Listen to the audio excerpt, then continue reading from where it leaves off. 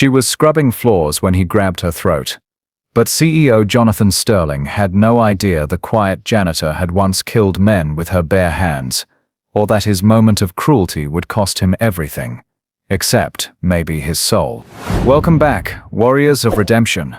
Hit subscribe and tell me where you're watching from, because this story of a CEO and a janitor will shatter everything you think you know about power. Tonight, when corporate privilege meets military precision, and love blooms from the ashes of violence. Let's begin.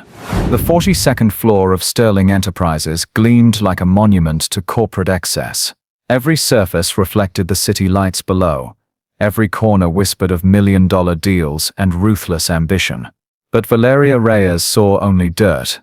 She moved through the executive offices like a ghost, her cleaning cartwheels barely whispering against the marble floors.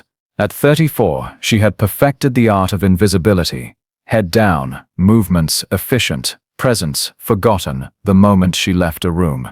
The navy blue uniform hung loose on her compact frame, hiding the scars that mapped her shoulders and the muscles that could still remember how to kill.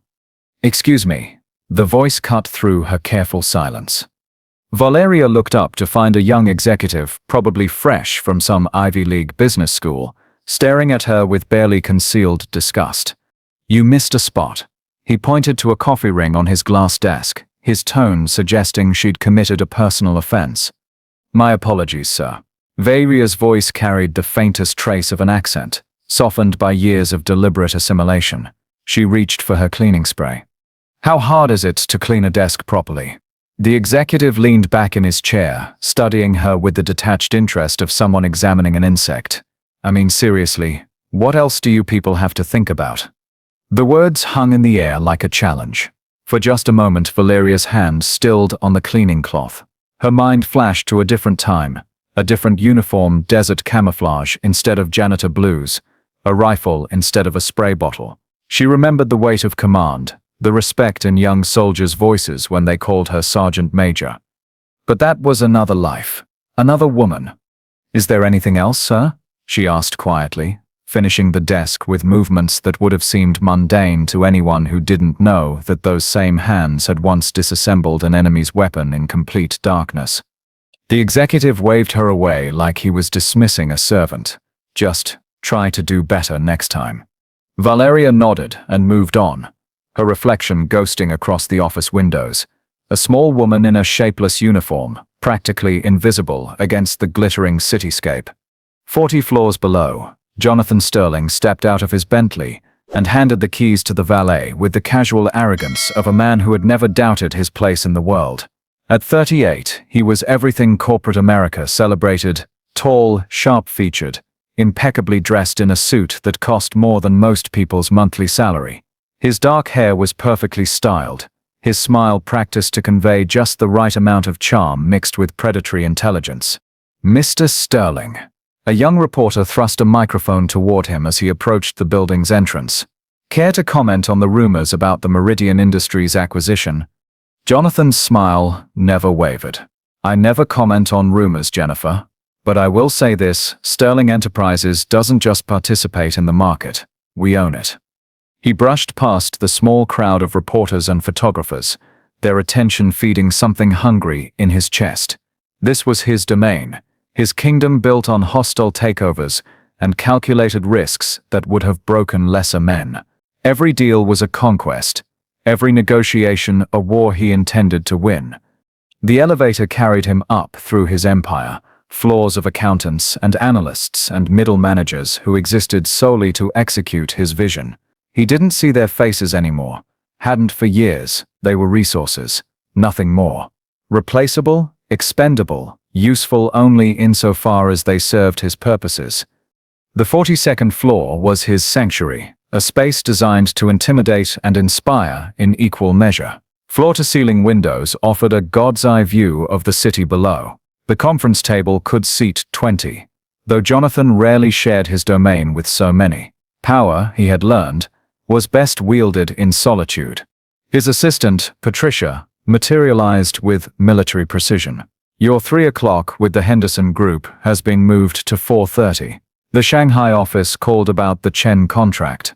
They need your decision by tomorrow morning." And your ex-wife's lawyer sent another letter. Jonathan accepted the stack of messages without looking at Patricia, his attention already shifting to the contracts spread across his desk. Each signature was worth millions. Each decision rippled through markets across 3 continents. Cancel dinner with the Riverside Group, he said, without looking up. Push the Shanghai call to 6. And tell my ex-wife's lawyer that if he contacts this office again, he'll be hearing from my legal team. Patricia hesitated. Sir, about the Shanghai call. It's already past midnight there. Maybe we could… Patricia. Jonathan's voice carried the kind of quiet menace that had silenced boardrooms full of seasoned executives. I don't pay you to think. I pay you to execute my instructions. She nodded quickly and retreated, leaving Jonathan alone with his empire of papers and power. Neither Valeria nor Jonathan knew that their paths would cross in less than 3 hours.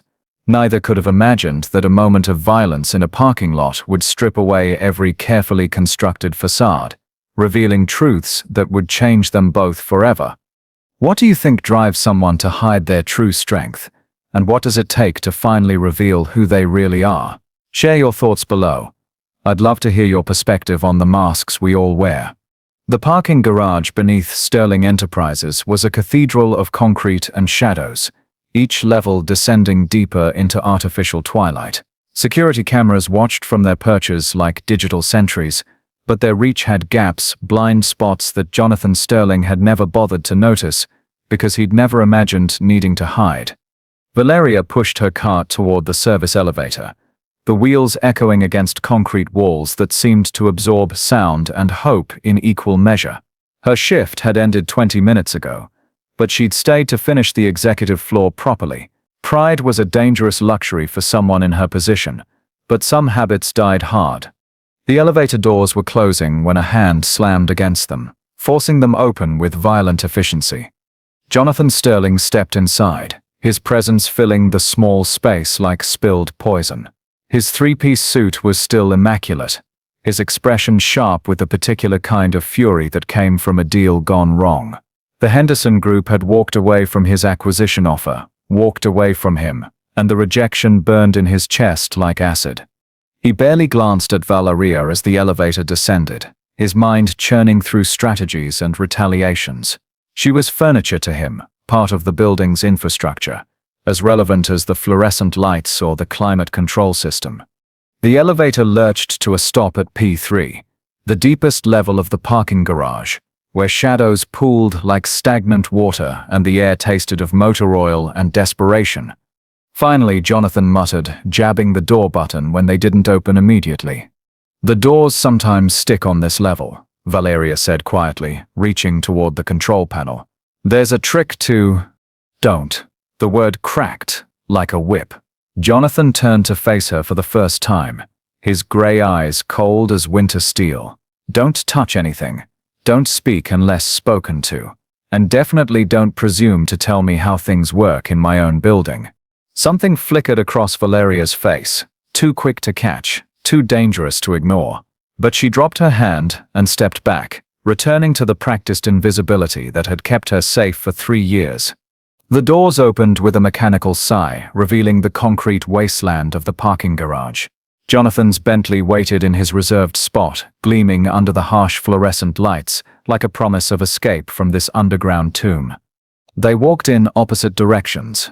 He toward his car, she toward the distant corner where employees were allowed to park. Her footsteps were silent, his echoed with the confidence of ownership.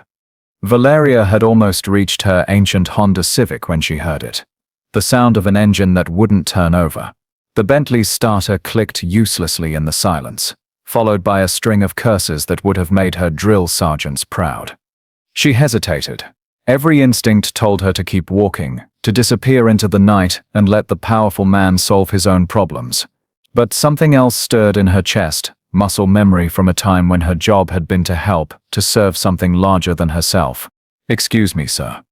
Her voice carried across the garage, soft as a prayer. I might be able to help. Jonathan's head snapped up from under the Bentley's hood, his face twisted with disbelief and rage. Are you kidding me? You think I need help from… He stopped himself, but the unfinished sentence hung between them like a loaded weapon. From someone like me? Valeria finished quietly. I didn't say that. You didn't have to. She moved closer, her footsteps still whisper soft. I grew up around cars. Sometimes it's just a loose connection. Get away from my car. Jonathan's voice dropped to a growl. Get away from me. Do you understand what could happen if someone sees us together, if there are photos? The words hit Valeria like physical blows. She stopped walking, her hands hanging at her sides. I was only trying to help. I don't want your help. He slammed the hood down hard enough to make the metal sing. I want you to know your place and stay in it.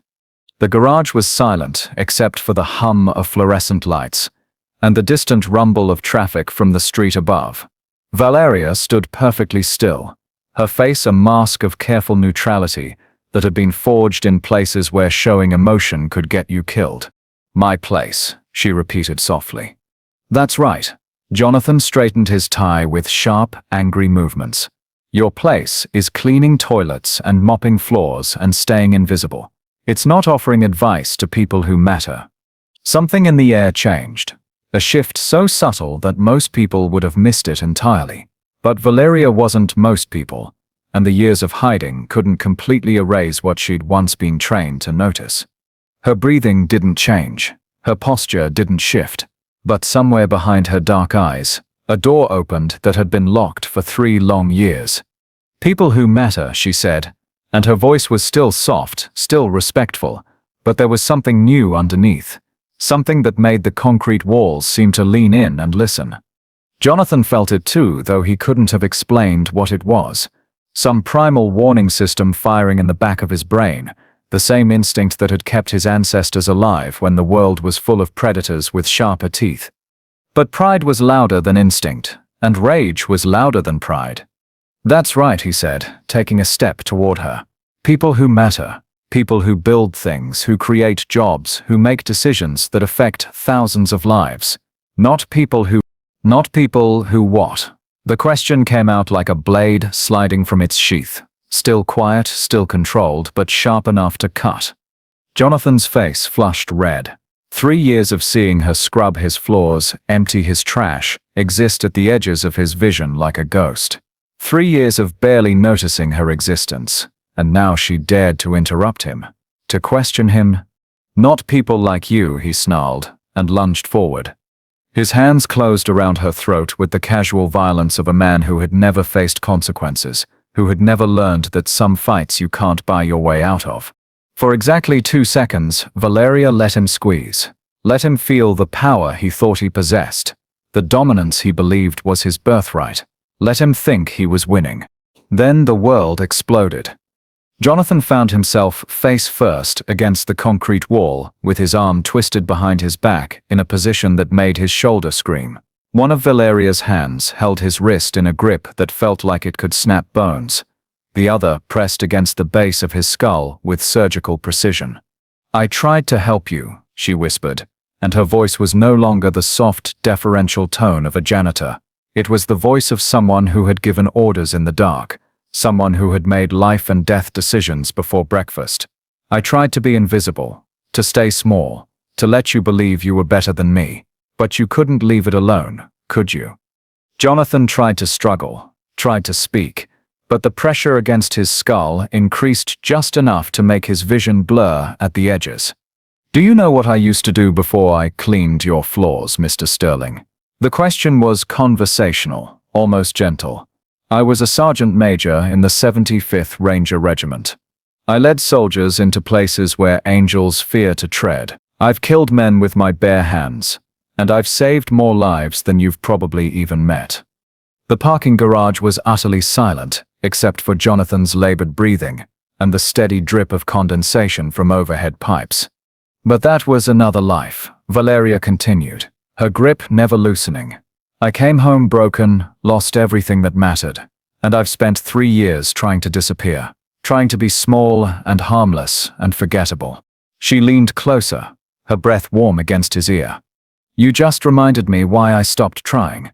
She released him so suddenly that he stumbled, catching himself against the wall with hands that shook like autumn leaves. When he turned around, she was standing exactly where she'd been before. Small, quiet, unremarkable, except for her eyes. Her eyes were the eyes of a predator. "Your car battery is dead," she said in that same conversational tone. "The connections are clean, so it's probably the battery itself. You'll need to call for service." Jonathan opened his mouth to speak, to threaten, to rage, to reassert some kind of control, but no words came. The woman standing in front of him was still wearing the same navy blue janitor's uniform, still pushing the same battered cleaning cart, but everything had changed. Everything. Valeria turned and walked toward her Honda Civic, her footsteps still silent, her movements still economical and precise. She didn't look back, didn't acknowledge the man she'd left gasping against the concrete wall. But as she reached her car, she called out one last time. "Have a good evening, Mr. Sterling." The words echoed in the parking garage long after she'd driven away, leaving Jonathan alone with the fluorescent lights and the slowly dawning realization that his world was about to change in ways he couldn't begin to imagine. The penthouse apartment overlooking Central Park was a monument to Jonathan Sterling's success, floor-to-ceiling windows, Italian leather furniture, and abstract art that cost more than most people's houses. But at 3:47 a.m., it felt like a prison constructed from glass and steel and his own suffocating thoughts. Jonathan stood at the window, a tumbler of 40-year-old scotch trembling in his hand. The city spread below him like a circuit board of lights, each one representing lives he'd never bothered to consider. But now, in the darkness of his own reflection, all he could see was her face. Her eyes. He'd replayed the parking garage encounter 1,000 times in the past 6 hours, each repetition more unsettling than the last. The way she'd moved, not like someone defending themselves, but like someone executing a practice technique. The calm in her voice when she'd told him about killing men with her bare hands. The surgical precision with which she'd rendered him completely helpless. "It was a fluke," he muttered to his reflection, taking another sip of scotch that burned like liquid shame. "She got lucky, caught me off guard."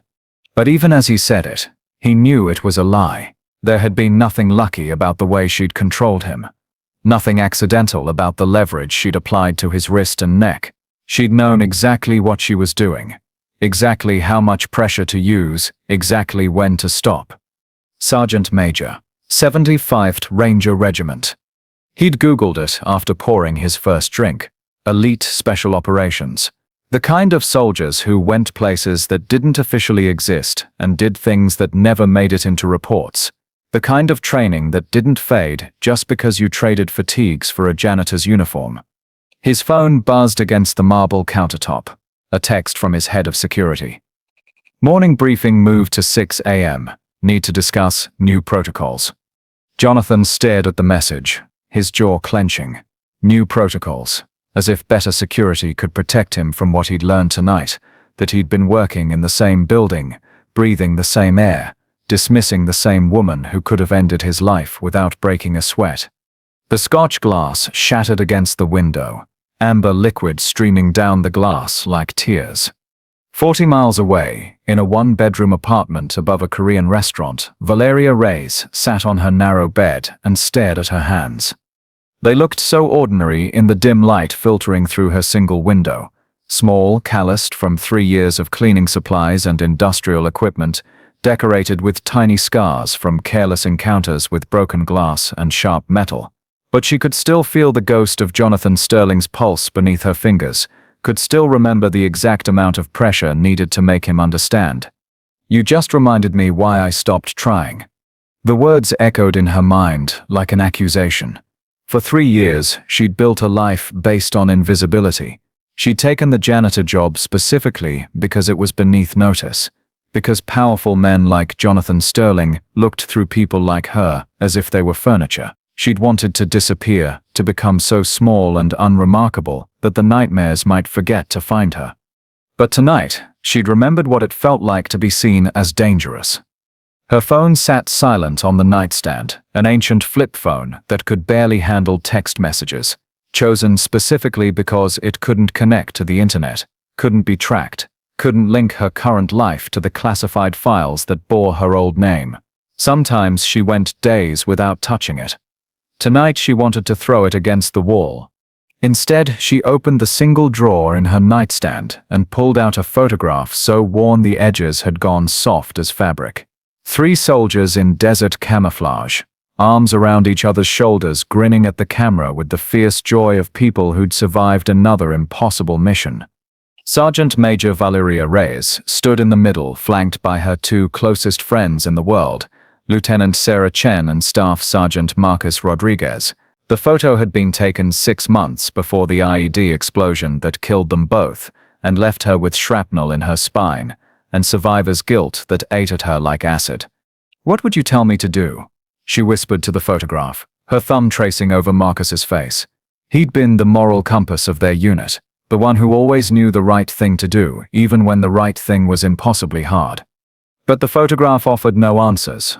Just the silent accusation of 2 friends who'd died serving something larger than themselves while she'd spent 3 years hiding from the world. Valeria set the photo back in the drawer and closed it with a soft click that sounded like a coffin lid. Tomorrow she would have to go back to work. Tomorrow she would have to push her cleaning cart through Sterling Enterprises and pretend that nothing had changed. Tomorrow she would have to be invisible again. But tonight, for the first time in 3 years, she wasn't sure she remembered how. The Sterling Enterprises building never truly slept. Even at 5 a.m., lights glowed in scattered windows like neurons firing in a concrete brain. Security guards made their rounds, night janitors finished their shifts, and in the highest floors, executives who lived on caffeine and ambition prepared for another day of calculated warfare.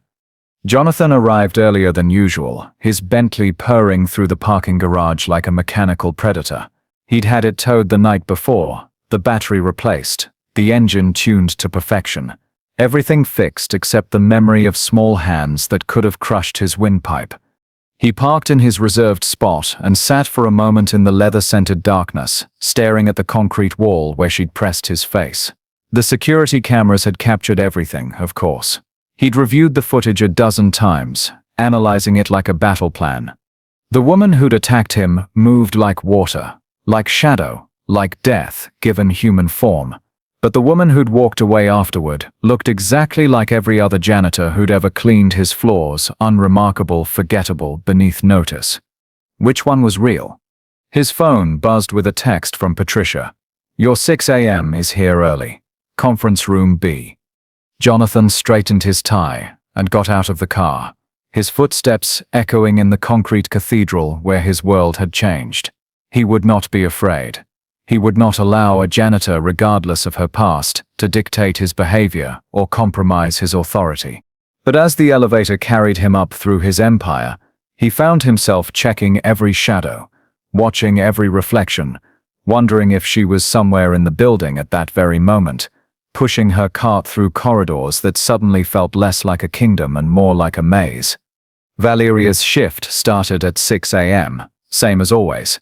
She badged in through the service entrance, collected her supplies from the cleaning closet, and began her rounds on the lower floors where middle managers arrived early to prove their dedication to bosses who would never notice.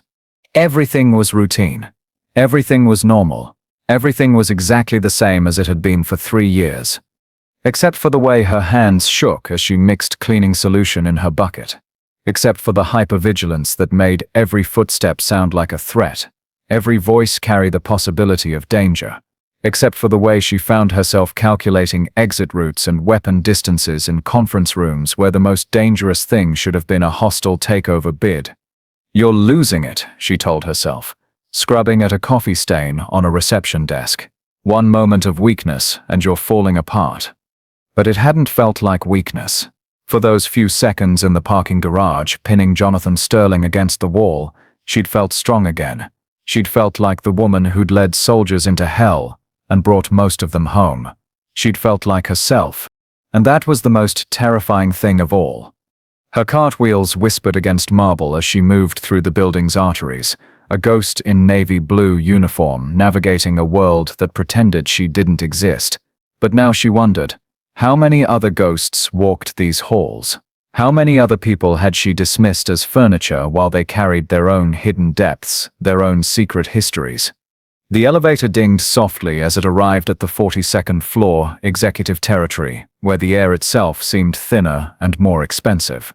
Valeria hesitated for just a moment before stepping inside, her reflection multiplied in the mirrored walls until she looked like an army of janitors marching toward an uncertain fate. The doors opened to reveal the corridor where power lived and breathed, where decisions worth billions were made over handshakes and threats delivered with smiles. Somewhere behind these doors, Jonathan Sterling was probably planning her destruction, firing, deportation, arrest, all the weapons wealthy men used against people who forgot their place. But as she pushed her cart toward the first office, Valeria realized something that made her breath catch in her throat. She didn't care. For 3 years, she'd cared about nothing except staying hidden, staying safe, staying small. But standing in the elevator with her army of reflections, she felt something stirring that she'd thought was dead. The part of her that had never learned to back down from a fight, even when the odds were impossible. Especially when the odds were impossible. The morning sun streamed through floor-to-ceiling windows, painting the executive floor in shades of gold and shadow. Valeria moved through the light like a swimmer moving through water, each step carrying her closer to a confrontation she could no longer avoid. Because sometime between midnight and dawn, she'd made a decision that would have horrified the woman who'd applied for this job 3 years ago. She was done being invisible. What happens when someone who's been underestimated finally decides to stop hiding? Do you think Valeria should confront the system that's tried to erase her, or find another way? Let me know what you'd do in her position. The fire alarm began shrieking at 11:47 a.m., its piercing wail cutting through the usual hum of corporate productivity, like a blade through silk. Red lights flashed in every corridor of Sterling Enterprises, and the building's automated voice began its measured countdown. This is not a drill. All personnel must evacuate immediately. Use the nearest stairwell. Do not use elevators. Jonathan Sterling was in the middle of a conference call with investors in Tokyo when the alarm started. His first instinct was irritation. Another false alarm triggered by faulty wiring or an overzealous sprinkler system. But then Patricia burst through his office door without knocking, something she hadn't done in the 5 years she'd worked for him. "Sir, we need to go. Now." Her face was pale beneath her professional makeup. "Security says there's smoke on the 38th floor. Real smoke." Through his floor-to-ceiling windows, Jonathan could see fire trucks racing toward the building like mechanical cavalry, their red lights painting the street in urgent splashes of color. This wasn't a drill. The Meridian contracts. "Sir," Patricia's voice carried an edge of desperation. "We need to leave, now." Jonathan grabbed his briefcase and headed for his private elevator, but Patricia caught his arm. "Elevators are locked down. We have to use the stairs." The emergency stairwell was a concrete shaft that connected all 42 floors of Sterling Enterprises, designed for functionality rather than comfort. Jonathan had never set foot in it before. Why would he? His private elevator had always carried him directly from the parking garage to his penthouse office, insulated from the mundane struggles of ordinary employees. But now he found himself pressed into the stairwell with everyone else, part of a slow-moving river of humanity flowing downward step by agonizing step. Executives in $1,000 suits mixed with male clerks and receptionists, accountants and IT specialists, all reduced to the same basic imperative: escape. And somewhere in that crowd, moving with the same urgent purpose as everyone else, was Valeria Reyes. She'd been cleaning the 23rd floor when the alarm started, her cart positioned outside a conference room where middle managers were discussing quarterly projections. The evacuation protocol was simple: leave everything and head for the nearest exit. But as she joined the stream of evacuees, she realized with growing unease that she was being funneled towards Stairwell C, the same stairwell that served the executive floors. The same stairwell where Jonathan Sterling would be trapped for the next hour, moving at the glacial pace dictated by 42 floors worth of frightened office workers. She could have taken a different route, could have claimed she needed to check another floor, could have found an excuse to delay her descent until he was long gone. 3 years of careful invisibility had taught her every possible way to avoid unwanted encounters. But the fire alarm was real, and smoke was beginning to seep through the building's ventilation system, and survival instincts older than shame or fear were driving her forward. The stairwell was a concrete canyon filled with echoing voices and the shuffle of hundreds of feet on metal stairs. Emergency lighting cast everything in harsh shadows, turning familiar faces into strangers' masks. Jonathan found himself surrounded by employees he'd never bothered to learn the names of, their conversations washing over him like background noise. Heard it started in the document storage room. My daughter's school play is at 3. If we don't get out of here soon. Insurance better cover the computers. I had 3 months of work on that hard drive. He'd descended 15 floors when he saw her. She was 3 steps below him, and moving with the same careful efficiency she brought to everything else.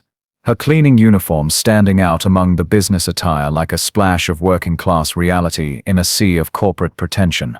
Her dark hair was pulled back in the same neat ponytail she always wore, her face calm despite the chaos around them. She hadn't seen him yet. Jonathan's first instinct was to hang back, to let more people get between them, to use the crowd as camouflage until he could find a way to avoid her entirely. But the stairwell was too narrow, the evacuation too organized.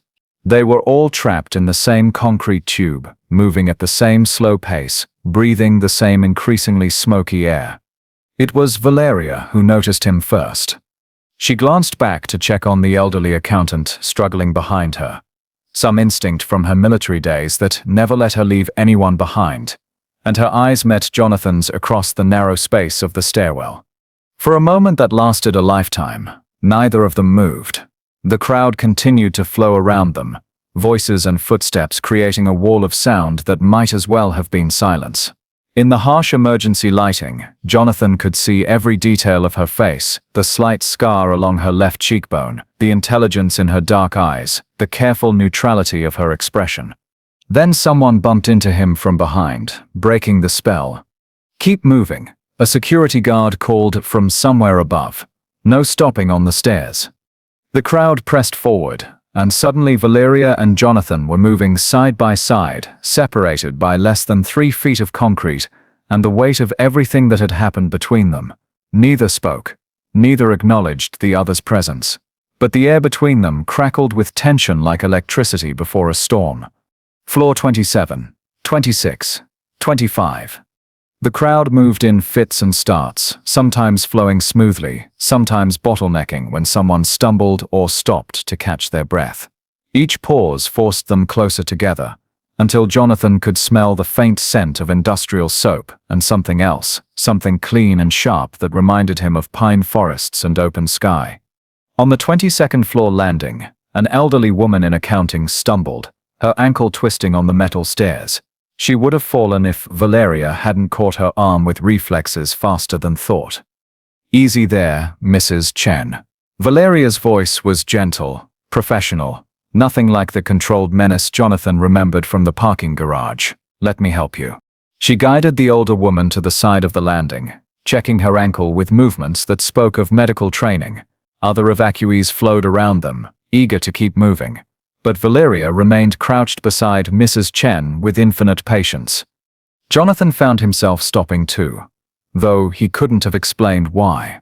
The rational part of his brain screamed at him to keep moving, to put as much distance between himself and the janitor as possible.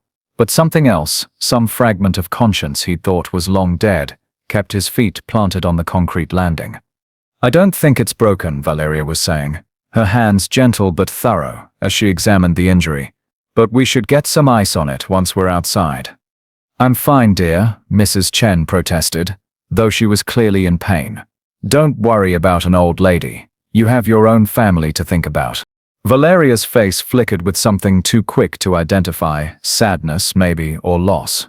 "No family," she said quietly. "Just me." The words hung in the smoky air like a confession. Jonathan felt them hit somewhere in his chest, a recognition he didn't want to acknowledge. No family, just like him, despite all his wealth and power and success. Despite the penthouse apartment and the Bentley and the empire built on other people's dreams. "Can you walk?" Valeria asked Mrs. Chen, helping her to her feet. "I think so, but slowly." "Then we'll go slowly. Valeria positioned herself on Mrs. Chen's injured side, providing support without making it obvious. "Mr. Sterling." She looked directly at him for the first time since they'd started descending. "Would you mind taking her other arm? I think she could use the help." It wasn't a request. It wasn't even a suggestion. It was a command delivered in the tone of someone who'd once led soldiers into combat. Someone who expected to be obeyed without question. Jonathan stared at her, his mind reeling. She was asking him, ordering him, to help an injured employee escape the building, to put someone else's welfare ahead of his own convenience, to act like a human being instead of a corporate predator. "Sir?" Mrs. Chen looked up at him, with eyes that held nothing but trust, as if it had never occurred to her that someone in his position might refuse to help. The crowd continued to flow past them, a river of humanity focused on survival. Somewhere above, smoke was getting thicker. Somewhere below, safety waited. And here, on the 22nd floor landing of an emergency stairwell, Jonathan Sterling faced a choice that had nothing to do with profit margins or hostile takeovers. He took Mrs. Chen's other arm. For the next 15 floors, they moved as a unit, Valeria on one side, Jonathan on the other, Mrs. Chen between them, like a bridge neither had expected to cross. They spoke only when necessary, coordinating their pace, warning each other about loose steps or wet spots where the sprinkler system had activated. But in the silence between words, something shifted. Jonathan found himself noticing the way Valeria adjusted her pace to match the older woman's capabilities, the way she offered quiet words of encouragement, the way she scanned each landing for potential hazards with eyes that missed nothing. This was the same woman who'd pinned him against a concrete wall 12 hours ago. The same woman who'd told him about killing men with her bare hands. But she was also the woman who'd stopped to help an injured stranger, who'd put someone else's safety ahead of her own escape, who'd given orders he'd found himself following without question. Which one was real? Maybe Jonathan realized as they reached the 10th floor, they both were. The crowd was thinning as people reached the lower floors and spread out through multiple exits. The air was clearer here, the smoke less oppressive, but the three of them maintained their careful formation until they finally emerged into the bright afternoon sunlight. The plaza in front of Sterling Enterprises had been transformed into a staging area for emergency responders. Fire trucks lined the street, their hoses snaking toward the building like mechanical arteries. Paramedics moved through the crowd of evacuees, checking for injuries, while police officers established a perimeter to keep onlookers at a safe distance. Mrs. Chen was immediately claimed by the paramedics, her ankle examined and wrapped while she insisted she was fine and just wanted to get back to work. Valeria and Jonathan found themselves standing side by side in the chaos, surrounded by people but somehow isolated in their own bubble of complicated silence. "Thank you," Valeria said finally, her voice barely audible over the din of sirens and shouted orders for helping her. Jonathan looked at her, really looked, maybe for the first time in 3 years of shared proximity. In the harsh afternoon light, she looked tired, older than her years, marked by experiences he was only beginning to understand. "She's a good woman," he said, the words feeling strange in his mouth. "Mrs. Chen. She's been with the company for, how long?" 15 years. Valeria's answer was immediate, precise. "She has 3 grandchildren and a husband who's fighting lung cancer. She works overtime whenever it's available because the insurance doesn't cover all his treatments." Jonathan stared at her. "How do you know that?" "I listen." The words were simple, but they carried weight. People talk when they think you're not there, when they think you don't matter enough to hear them. The accusation was gentle but unmistakable. How many Mrs. Chens worked in his building? How many people with stories and struggles and families did he pass by every day without seeing them as anything more than line items in a budget? "Sir?" A paramedic appeared at Jonathan's elbow, breaking the moment. "We're checking everyone who was in the building. Mind if I take a look?" As the paramedic checked his vitals and asked routine questions about smoke inhalation, she stopped to check on people, offering water bottles she'd somehow acquired, making sure the elderly and infirm had places to sit, coordinating with the emergency responders with quiet efficiency. She moved like someone who belonged in crisis situations, someone who'd been trained to take charge when everything fell apart. And despite the janitor's uniform, despite 3 years of invisibility, people naturally deferred to her judgment. Sergeant Major, he remembered, 75th Rangers. When the paramedic finished with him, Jonathan found himself walking toward her without conscious decision. She was crouched beside an intern who looked like he might faint, offering him a bottle of water and quiet reassurance. The smoke wasn't that bad on most floors, she was saying. You're going to be fine. Just keep sipping the water and try to slow your breathing. She looked up when Jonathan approached, her expression carefully neutral. The building will be closed for the rest of the day, he found himself saying, probably tomorrow too, while they investigate the cause and clear the smoke damage. I know. She stood up, brushing dust from her uniform. I heard the fire chief talking to security. They stood there in the bright afternoon chaos. Two people who'd shared an elevator ride that had stripped away every pretense and left them both exposed. Around them, the machinery of crisis response continued its complex choreography, but Jonathan felt like he and Valeria were locked in their own private drama. I should go, she said finally. Make sure everyone from my floors got out safely. She started to turn away, but Jonathan's voice stopped her. Valeria. It was the first time he'd ever spoken her name, and the sound of it seemed to surprise them both. She turned back, her dark eyes unreadable. What you did in the stairwell, he said, the words coming out rougher than he'd intended. Helping Mrs. Chen. That was... He trailed off, lacking the vocabulary for what he was trying to express. How do you thank someone for showing you your own capacity for decency? How do you acknowledge that a janitor had just given you a masterclass in leadership? That was what any decent person would do, Valeria said quietly. Nothing special about it. But as she walked away, disappearing into the crowd of evacuees and emergency responders, Jonathan knew she was wrong. There had been something special about it, something that had forced him to see her not as furniture or infrastructure, but as a human being with depth and history and a moral compass that put his own to shame. And now, whether he wanted it or not, he was going to have to figure out what to do with that knowledge. Sometimes it takes a crisis to reveal who people really are beneath their masks. Have you ever found yourself surprised by someone's hidden strength or compassion in a difficult moment? Share a time when someone showed you a side of themselves you never expected to see. If this story of two broken souls finding each other moved you even a little, please hit that like button. It literally takes 1 second but means the world to creators like me, who pour our hearts into these stories. Don't let this story disappear into the algorithm, when it could touch someone else who needs to hear that redemption is possible. The Sterling Enterprises building remained closed for 3 days, while investigators determined that a faulty electrical connection in the document storage room had sparked the fire. Minor damage, they said. Minimal smoke. Everyone back to work on Thursday. But Jonathan Sterling couldn't shake the feeling that something fundamental had shifted in those concrete stairwells, something that couldn't be repaired with new wiring and fresh paint. He spent those 3 days in his penthouse apartment, supposedly working from home, but mostly staring out at Central Park and thinking about a woman who could kill with her hands, but chose instead to help injured strangers navigate emergency stairs. His laptop sat closed on the marble counter. His phone went unanswered. The empire he'd built on ruthless calculation felt suddenly as insubstantial as smoke. On Wednesday evening, he did something he'd never done in 15 years of corporate warfare. He Googled one of his employees. Valeria Reyes brought up dozens of results, but none of them connected to janitors or cleaning services. There was a pediatric nurse in Phoenix, a graduate student at Northwestern, a wedding photographer in Miami.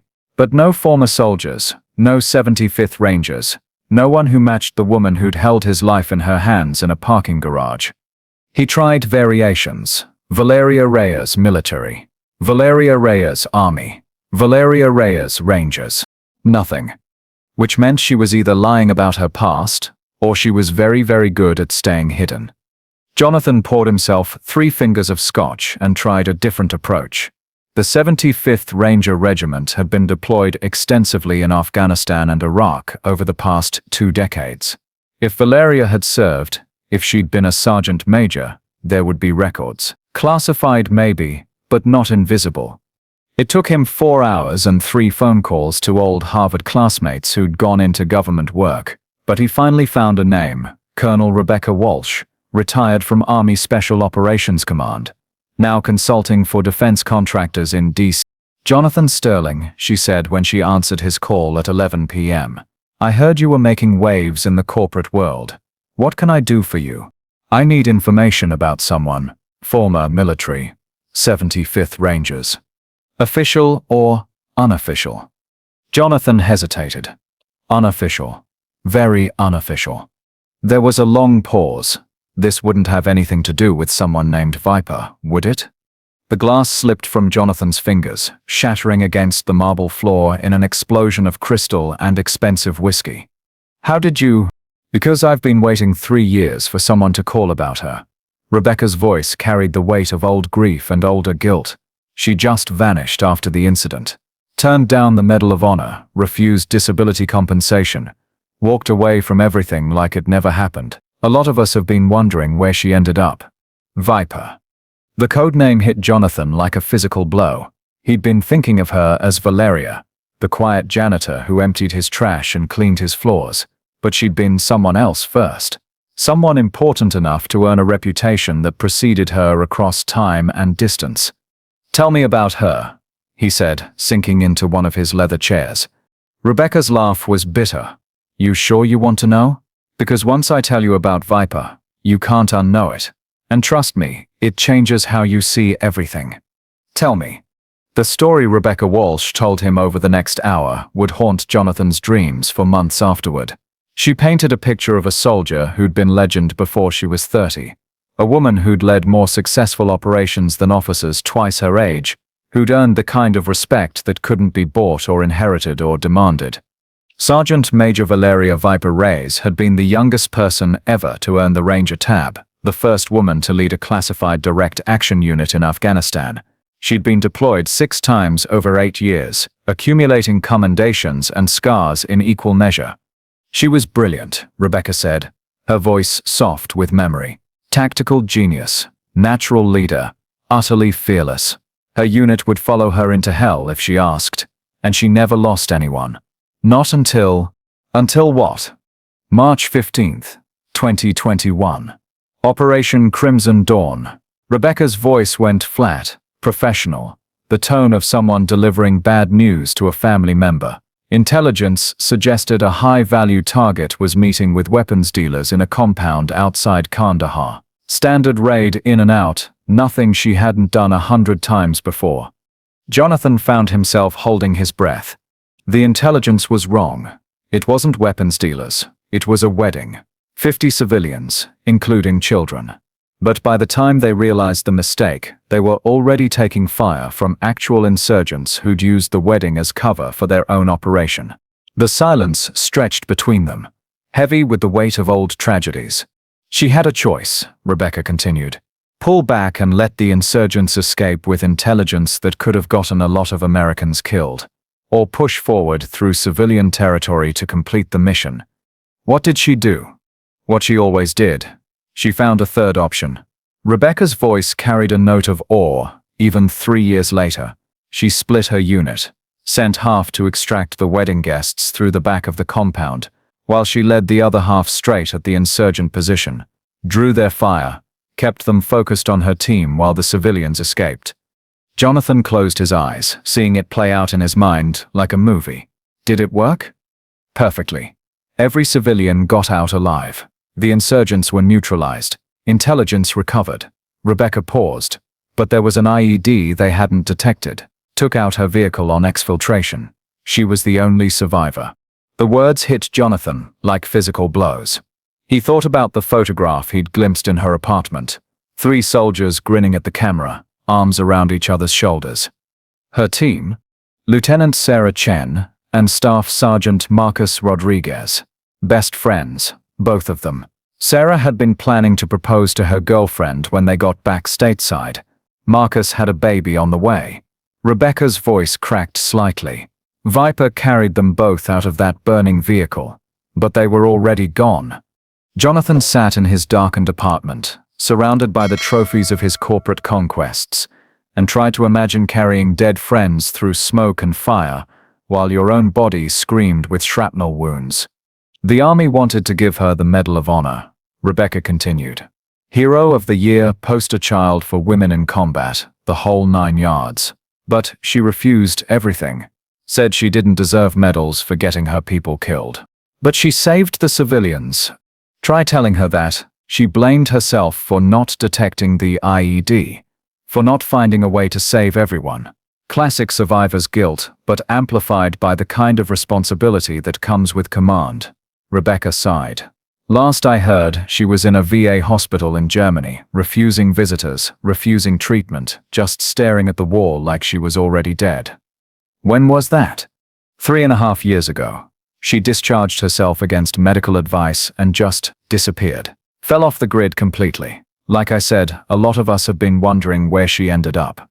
Jonathan thought about a woman in a janitor's uniform, invisible and unremarkable, scrubbing floors in a corporate tower while carrying the weight of a war most people had forgotten. "Why are you telling me this?" he asked. "Because Viper was one of the best people I ever knew," Rebecca said simply, "and because if you found her, if you know where she is, maybe you can help her in ways the army couldn't." After he hung up, Jonathan sat in his apartment until dawn, watching the city wake up below him and thinking about heroes who clean toilets for minimum wage because they believed they didn't deserve anything better. Thursday morning arrived gray and drizzling, the kind of weather that made even Manhattan's concrete canyons look soft around the edges. Sterling Enterprises reopened with the quiet efficiency that marked all corporate recoveries, new smoke detectors installed, air filtration systems upgraded, productivity restored. Jonathan arrived at 6 a.m., 2 hours before his usual schedule. He told himself it was to catch up on the work that had accumulated during the building closure. But really, he was waiting. She appeared at 6:15, badging in through the service entrance with the same quiet precision she'd shown every morning for 3 years. Through his office windows, he watched her collect her supplies and begin her rounds, a small figure in navy blue moving through his empire like a ghost with unfinished business. He'd planned what he would say, had rehearsed the conversation a dozen times in his head. But when she stepped off the elevator onto the 42nd floor, pushing her cart with its squeaky wheel and avoiding eye contact with the security camera, all his preparation crumbled. Valeria. She looked up, surprised to see him standing in his office doorway at such an early hour. For a moment her face was unguarded, tired, maybe a little sad, but alive in a way he was only beginning to understand. "Mr. Sterling." Her voice was carefully neutral. "I didn't expect to see you so early. I couldn't sleep." The admission surprised them both. Jonathan Sterling didn't admit weakness, didn't acknowledge vulnerability, didn't confess to anything that might be construed as human limitation. She studied his face with those dark eyes that missed nothing. "The fire was contained to 1 floor. The building is safe." "I know." He gestured toward his office. Would you mind coming in for a minute? There's something I need to discuss with you." Valeria's entire body went still. This was it. Then the moment she'd been expecting since the parking garage incident. The firing, the deportation proceedings, the destruction of the careful life she'd built from the ashes of her old one. "Of course, sir." She parked her cart in the hallway and followed him into the office that had been the center of his universe for the past decade. Floor-to-ceiling windows offered a god's-eye view of the city, while expensive art and strategic trophies proclaimed his success to anyone who entered. But today, surrounded by the monuments to his own importance, Jonathan felt smaller than he had in years. "Please, sit." He gestured to one of the leather chairs across from his desk. Valeria remained standing. "I'd rather not, sir. If this is about my employment status, I'd prefer to receive the news standing up." The dignity in her voice, the quiet strength that couldn't be diminished by a janitor's uniform or the threat of termination, hit him like a physical blow. This woman had led soldiers into combat, had made life and death decisions under fire, had saved lives and lost friends, and carried more responsibility on her shoulders than he could imagine. And she was afraid he was going to fire her for defending herself against his attack. I spoke to Colonel Rebecca Walsh yesterday, he said quietly. The color drained from Valeria's face so quickly, he thought she might faint. She swayed on her feet, one hand reaching for the back of the chair she'd refused to sit in. I don't know anyone by that name, she said, but her voice was barely a whisper. She told me about Viper. The name hit her like a bullet. Valeria, Viper, closed her eyes and for a moment seemed to fold in on herself, as if the weight of her old identity was too much to bear while standing in a corporate office wearing a cleaning uniform. She's dead, Valeria said finally. Viper died in Afghanistan 3 years ago. There's only me now. She told me about the wedding, about Sarah and Marcus, about what you did. What I did was get my people killed. The words came out sharp and bitter, honed by 3 years of self-recrimination. What I did was fail the 2 people who trusted me most in the world. Jonathan moved around his desk slowly, as if approaching a wounded animal. You saved 50 civilians. You completed the mission. You carried your friends out of a burning vehicle while you were injured yourself. I should have seen the IED, should have found another way, should have been superhuman. Jonathan's voice was gentle but firm. Should have had powers that no person possesses. Should have been able to see the future and control every variable in a war zone. Valeria opened her eyes, and he was shocked to see tears streaming down her cheeks, the first real emotion she'd allowed herself to show in his presence. They had families, she whispered. Sarah was going to propose to her girlfriend. Marcus had a baby coming. They had futures, and I took those away from them. No. Jonathan stepped closer, close enough to see the faint scar along her cheekbone, the shadows under her eyes that spoke of 3 years of sleepless nights. The war took those away from them. The IED took those away from them. You tried to save everyone, and you saved who you could. She was shaking now, the careful control she'd maintained for 3 years finally cracking under the weight of being truly seen. I used to matter, she said, her voice breaking. I used to be someone who made a difference, who protected people, who led from the front. Now I'm just this. Invisible. Useless. Without thinking, Jonathan reached out and touched her face, his thumb brushing away tears that had been 3 years in the making. You're not invisible, he said softly. Not to Mrs. Chen, whose ankle you helped in the stairwell. Not to the intern you comforted during the evacuation. Not to the dozens of people I watched you care for during the fire. She leaned into his touch for just a moment, starved for human contact. For someone who saw her as more than a ghost in a janitor's uniform. And not to me, he continued. Not anymore. The silence stretched between them, heavy with the weight of revelations and the strange intimacy of shared vulnerability. Outside, the city continued its relentless pace. But in this office, 42 floors above the street, time seemed suspended. Why? Valeria asked finally. Why did you call her? Why dig into my past? Jonathan's hand was still on her face, and he could feel the moment she began to pull away, to rebuild the walls that had kept her safe for so long. Because I needed to understand, he said. Because I needed to know who you really were. And now you do. She stepped back, wiping her eyes with the back of her hand. The failed soldier who gets people killed. The war hero who ran away when things got hard.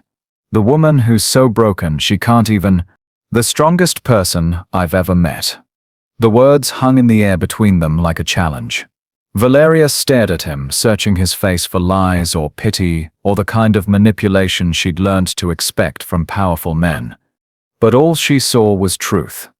I don't know how to be her anymore, she whispered. I don't know how to be Viper. I don't even know how to be Valeria without the uniform and the mission and the people who believed in me. Jonathan looked at this woman who had led soldiers into hell and emerged carrying the weight of the world on her shoulders, who had chosen invisibility over recognition, service over glory, and he felt something shift in his chest that had nothing to do with corporate strategy or hostile takeovers. Then maybe, he said quietly, it's time to figure out who you are now. The corporate cafeteria at Sterling Enterprises had always been Jonathan's least favorite part of the building. Too loud, too democratic, filled with the chatter of employees whose names he'd never bothered to learn. But at 2 p.m. on a Thursday afternoon, with most people back at their desks, it offered something he'd never thought he'd need: anonymity. He sat across from Valeria at a corner table near the windows, 2 cups of coffee growing cold between them while the city hummed 40 floors below. She'd changed out of her janitor's uniform into civilian clothes, dark jeans and a simple sweater that made her look younger, less guarded, though her eyes still carried the shadows of old battles. "I've never eaten in here before," he admitted, poking at a sandwich that probably cost half what she made in a day. "Always had meals brought to my office."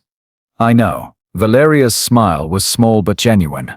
"Patricia orders from that Italian place on 5th Street. Same thing every Tuesday. Chicken parmigiana. No sides." Jonathan blinked. "How do you—" "I clean your office, remember? Your trash tells stories." She took a sip of her coffee, making a face at the bitterness. "Also, you talk on speakerphone a lot. Sound carries when you're trying to be invisible." The admission should have made him angry. His privacy invaded, his conversations overheard by someone he'd dismissed as furniture. Instead, he found himself curious about what else she'd observed during 3 years of careful invisibility. "What other stories does my trash tell?" Valeria considered the question seriously, as if it were a tactical assessment rather than casual conversation. "You work too much, sleep too little, eat most of your meals alone." She paused, her dark eyes studying his face. "You got divorced 18 months ago, but you still throw away letters from your ex-wife unopened."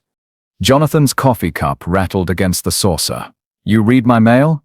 "I don't read anything, but I recognize handwriting when I see it repeatedly in a trash can." Her voice was gentle, understanding. "The same elegant script, the same return address in Connecticut, the same careful way you tear each envelope in half without opening it first." The accuracy was unnerving. Jonathan had developed that particular ritual, tearing Stephanie's letters in half, as a way of demonstrating control, of proving to himself that his ex-wife no longer had power over him. But apparently, his gestures of independence had been witnessed by someone he'd never imagined was paying attention. "What else?" he asked, though he wasn't sure he wanted to know. "You keep a photo in your desk drawer. Old one, judging by how worn the edges are. You take it out sometimes when you think no one's around, usually after difficult phone calls or bad news from the markets." Valeria's voice was careful, clinical, "but you never look at it for more than a few seconds before putting it back." Jonathan's breath caught. The photo was of him and his younger brother Michael, taken the summer before Michael had died in a car accident 20 years ago. He hadn't spoken Michael's name aloud in a decade, hadn't shared that loss with anyone, had convinced himself that he'd moved past the grief. But apparently, even his most private moments of vulnerability had been observed. "You see everything," he said quietly. "It's what I was trained to do. Notice details, assess threats, understand the terrain." She shrugged, as if 3 years of intimate knowledge about his life was routine intelligence gathering. "Also, when people think you're invisible, they stop hiding who they really are." The cafeteria was nearly empty now, just a few late lunches and the staff cleaning up from the afternoon rush. Through the windows, Manhattan stretched out like a circuit board of ambition and loneliness, full of people who probably knew as little about each other as he'd known about the woman sitting across from him. "Tell me about them," Jonathan said suddenly. "Sarah and Marcus. What were they like?" Valeria's hands stilled on her coffee cup.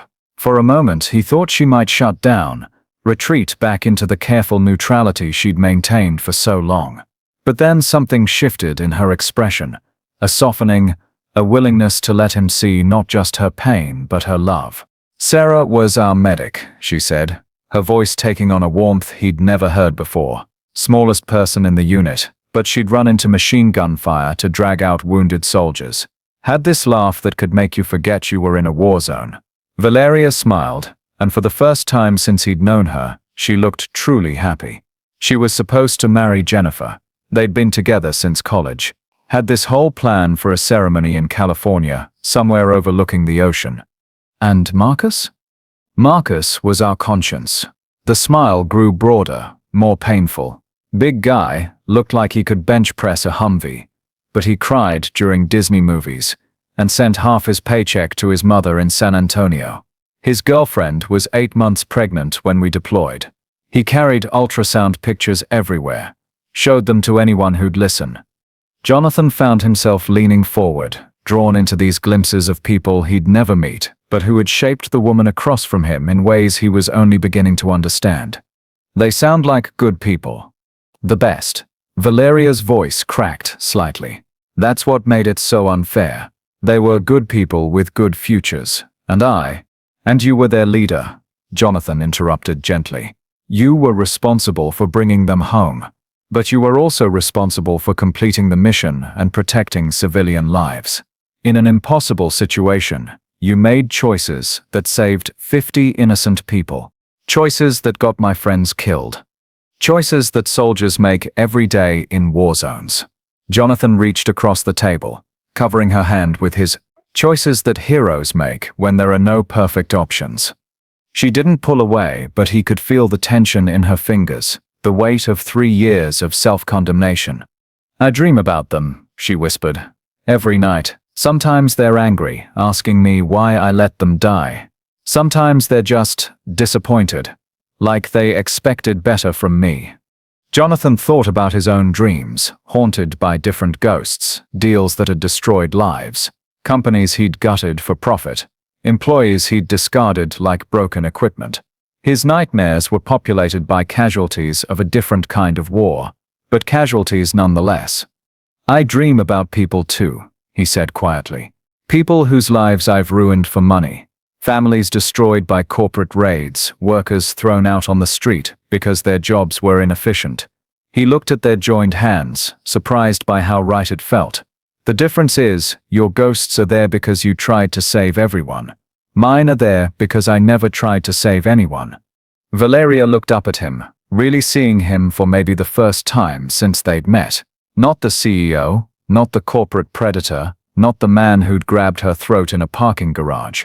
Just a person carrying his own burden of choices and consequences. You helped Mrs. Chen in the stairwell, she said softly. Only because you told me to. No. Her fingers tightened around his. You chose to help. I gave you an order, but you could have ignored it, could have kept walking, could have put your own safety first, but you didn't. The admission hung between them like a bridge neither had expected to find. Two people who'd spent years convinced they were irredeemably damaged, discovering that maybe redemption was still possible. I don't know how to do this, Jonathan said finally. How to be decent. How to care about people instead of just using them. I don't know how to do this either, Valeria replied. How to trust someone. How to be close to another person without feeling like I'm putting them in danger. They sat in the quiet cafeteria as the afternoon light shifted through the windows, two wounded souls recognizing something familiar in each other's scars. Outside, the city continued its relentless dance of commerce and ambition, but inside this small bubble of honesty, time moved differently. Can I ask you something? Valeria said eventually. Anything. Why didn't you fire me? After the parking garage, after I showed you what I could do, most men in your position would have had me arrested, or deported, or disappeared. Jonathan considered the question, searching for an honest answer, because for 30 seconds you made me feel what it was like to be powerless, and I realized I'd been making other people feel that way their entire lives. That's it? And because, he continued, his voice dropping to barely above a whisper, in all my years of surrounding myself with people who told me what I wanted to hear, you were the first person who told me who I really was. Valeria studied his face, looking for deception, for the kind of manipulation she'd learned to expect from people in positions of power. But she found only truth, and something else, something that looked almost like hope. Who are you really, Jonathan Sterling? She asked. He thought about the question, about the man he'd been before money and power had stripped away everything that made him human. I think, he said slowly, I'm someone who's been lost for a very long time. Someone who forgot that other people matter. Someone who built an empire on other people's pain and convinced himself it was success. And who do you want to be? The question cut through 20 years of careful self-construction, through corporate strategy and hostile takeovers, and the kind of ruthless ambition that had defined his adult life. For the first time in decades, Jonathan Sterling allowed himself to imagine being someone different. Someone worthy of sitting across from you, he said quietly. Someone who deserves your respect instead of having to demand it. Valeria was quiet for a long moment, her thumb tracing circles on the back of his hand. When she spoke, her voice was soft but certain. Then maybe we can figure it out together. Two broken people trying to remember how to be human. As the sun set over Manhattan, painting the corporate cafeteria in shades of gold and possibility, Jonathan Sterling and Valeria Reyes sat holding hands across a cheap table, each seeing in the other not just the person they were, but the person they might become. For the first time in 3 years, Valeria felt something other than guilt and shame stirring in her chest. And for the first time in longer than he could remember, Jonathan felt like he might be worthy of something more than fear and submission. Neither of them knew that their fragile connection was about to be tested in ways that would either forge them into something stronger or shatter them both beyond repair. Have you ever met someone whose brokenness matched your own, creating an unexpected understanding between you? Sometimes our deepest wounds become the foundation for our most meaningful connections. What do you think it takes for two damaged souls to heal together rather than hurt each other further? The boardroom on the 41st floor of Sterling Enterprises was designed for intimidation. A long mahogany table that could seat 20, surrounded by floor-to-ceiling windows that made visitors feel like they were floating in space. At the head of that table, Jonathan Sterling sat surrounded by his senior executives, discussing the quarterly earnings report that would determine bonuses, stock prices, and the fate of 3,000 employees across 6 divisions. But his mind kept drifting to a woman in a janitor's uniform who was probably cleaning offices 2 floors above, carrying secrets that made his corporate conquests seem like children's games. It had been a week since their conversation in the cafeteria. A week of stolen moments and careful glances, of finding excuses to cross paths in hallways and service elevators. Nothing inappropriate. Nothing that would raise eyebrows among the staff who still saw her as invisible furniture. But something had shifted between them. Something that made the air charged with possibility whenever they were in the same room. "Sir." Patricia's voice cut through his wandering thoughts. "The Henderson Group representatives are here for the merger discussion." Jonathan nodded, straightening his tie and pushing thoughts of Valeria to the back of his mind. Business was business, and the Henderson Group acquisition was worth $300 million. Personal feelings, whatever those were becoming, had no place in the boardroom. The Henderson Group executives filed in like soldiers preparing for battle. Richard Henderson III, the silver-haired patriarch who'd built his company from nothing. His daughter Caroline, sharp-eyed and ambitious, clearly being groomed to take over. And their lawyer, a thin man with calculating eyes, who probably charged more per hour than most people made in a month. Richard Henderson's handshake was firm but wary. "Thank you for agreeing to meet with us again." "Of course, though I have to admit, I was surprised by your request. I thought we'd covered all the terms last week." Caroline Henderson exchanged a glance with her father, and Jonathan felt the first prickle of unease. Something was wrong. These weren't the faces of people ready to sign a merger agreement. "We've had some concerns," Richard said carefully, taking his seat across from Jonathan, "about the culture at Sterling Enterprises. Some questions about your company's values and how they align with ours." Jonathan's expression didn't change, but his mind began racing. The Henderson Group was known for their ethics-first approach to business, their emphasis on treating employees as family rather than resources. It's what made them attractive targets. Profitable companies with strong moral reputations were perfect for hostile takeovers. "I'm not sure I understand," Jonathan said smoothly. "Our employee satisfaction ratings are excellent. Our safety record is spotless. Our diversity initiatives—" "It's not about statistics," Caroline interrupted, her voice crisp with barely contained anger. "It's about leadership. It's about the kind of person we'd be partnering with." The unease was growing into something closer to alarm. Jonathan had survived dozens of negotiations. had seen every kind of last-minute maneuvering and psychological warfare. But this felt different. This felt personal. "Perhaps you could be more specific about your concerns," he said, his voice dropping to the tone that usually made executives squirm. Instead of squirming, Caroline Henderson reached into her briefcase and pulled out a tablet. She tapped the screen a few times, then turned it toward Jonathan with the satisfied expression of someone playing a winning card. The security camera footage was grainy, shot from an odd angle, but the figures were unmistakable. Jonathan Sterling grabbing Valeria Reyes by the throat in the parking garage, pressing her against his car while she struggled. The timestamp showed it was from the night of their confrontation, but the angle made it impossible to see what happened next, how she'd turned the tables, how she'd controlled him instead of the other way around. All the camera captured was what appeared to be a powerful white CEO attacking a small Latina woman in a deserted parking garage.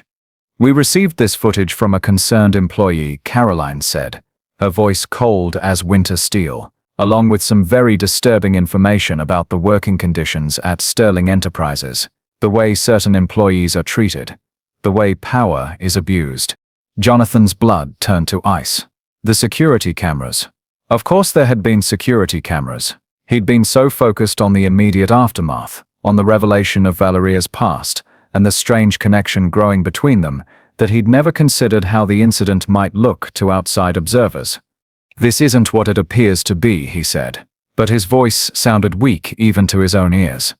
"Really?" Richard Henderson leaned forward, his face flushed with righteous anger. "Because it appears to be a man in a position of power assaulting a female employee in an isolated location. It appears to be exactly the kind of toxic leadership that destroys companies from the inside out. The woman in question, she's not pressing charges. There's been no complaint filed. Because she's afraid," Caroline snapped. "Because women in her position can't fight back against men like you without losing everything. Because the system is designed to protect predators and silence victims." The boardroom fell silent except for the hum of air conditioning and the distant sound of traffic 40 floors below. Jonathan stared at the tablet screen, at the damning evidence of his worst moment, and realized that everything he'd been building with Valeria, the trust, the connection, the possibility of becoming someone better, was about to be destroyed by the very incident that had brought them together. "We can't do business with someone like you," Richard Henderson said, standing up with the finality of a judge delivering a verdict. "The Henderson Group has spent 40 years building a reputation based on integrity and respect for our employees. We won't taint that by associating with a company that tolerates this kind of behavior from its leadership." "If this footage goes public," Caroline added, gathering her papers with sharp, efficient movements, "Sterling Enterprises will be finished. Your shareholders, your board of directors, your employees. They'll all see exactly what kind of man they've been following." Jonathan watched them file out of the boardroom, taking with them $300 million in revenue and his company's reputation. The door closed with a soft click that sounded like a death knell. He sat alone at the head of the mahogany table, staring at his reflection in the dark screen of the tablet Caroline had left behind. The footage was damning, indefensible, a perfect example of everything wrong with corporate power structures. And the worst part was, it was true. He had grabbed Valeria's throat. He had used his position to intimidate and assault an employee who'd only been trying to help him. The fact that she'd turned the tables, that she'd been more dangerous than he'd ever imagined, that their confrontation had led to something deeper and more complex. None of that would matter when the footage went public. All anyone would see was a predator attacking his prey. His phone buzzed with a text from his head of legal emergency board meeting called for 6 p.m. Henderson Group sent footage to 3 board members. "We need to talk immediately." Jonathan closed his eyes and tried to breathe, but the boardroom felt like it was closing in around him. 20 years of building an empire, of clawing his way to the top of the corporate food chain, and it would all be destroyed by 30 seconds of security camera footage that told only half the story. But as he sat in the wreckage of his professional life, his first thought wasn't about damage control or legal strategies or hostile takeover defenses. His first thought was about Valeria, and how she was going to react when she learned that their connection had been built on a lie, that he wasn't trying to become a better person, He was just trying to survive the consequences of being exactly the person he'd always been. The service elevator was empty when Valeria stepped inside, her cleaning cart loaded with supplies for the executive floors. She'd finished her morning rounds early, eager to catch a glimpse of Jonathan before his day filled with meetings and phone calls and the kind of corporate warfare she was only beginning to understand. A week of careful conversations, of stolen moments in empty hallways, of discovering that the man who'd attacked her in a parking garage was more complex than she'd imagined. A week of feeling something other than guilt and shame stirring in her chest, something that felt dangerously close to hope. The elevator doors opened on the 41st floor, and she stepped into chaos. Executives hurried past with grim faces and hushed conversations. Assistants clutched phones and tablets, their voices tight with barely controlled panic. The air itself seemed charged with crisis, with the kind of energy that surrounded disasters and revelations. Valeria pushed her cart toward the conference room, her soldier's instincts automatically cataloging exits and threats, trying to understand the terrain. She'd learned to read the corporate landscape like she'd once read battlefields, to recognize the signs of incoming trouble. Complete PR nightmare. Board is furious. Footage is everywhere. The word footage made her blood freeze. She slowed her steps, moving her cart closer to a cluster of junior executives who were too agitated to notice her presence. "I can't believe he was stupid enough to get caught on camera," one of them was saying, his voice pitched low, but carrying clearly in the marble corridor. "Attacking a female employee in the parking garage. What was he thinking?" "Thinking with the wrong head, obviously," another replied with the casual cruelty of corporate cannibals sensing weakness. "Poor woman didn't stand a chance against him. I heard she's undocumented, probably too scared to fight back." The words hit Valeria like physical blows. They were talking about her, about the parking garage, about Jonathan's attack and her apparent victimization, painting a picture that was simultaneously completely true and utterly false. She abandoned her cart and walked toward Jonathan's office, her movements steady and purposeful despite the chaos erupting around her. Patricia's desk was empty, but she could hear raised voices coming from behind the closed door, Jonathan's voice, tight with control, and several others she didn't recognize. Damage control is impossible when the footage is this clear. Board wants your resignation by end of business. Criminal charges are a real possibility.